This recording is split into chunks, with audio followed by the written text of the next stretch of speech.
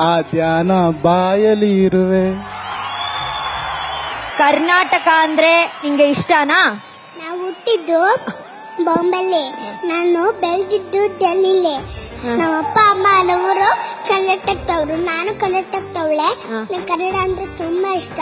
ನಮ್ಮ ಮನೆ ಕನ್ನಡನೇ ಮಾತಾಡ್ತೀನಿ. ನಂಗೆ ಕನ್ನಡ ಅಂದ್ರೆ ತುಂಬಾ ಇಷ್ಟ. ಇವಳು ಕನ್ನಡ ವಿವಿಧ ಭಾರತೀಯವಳು.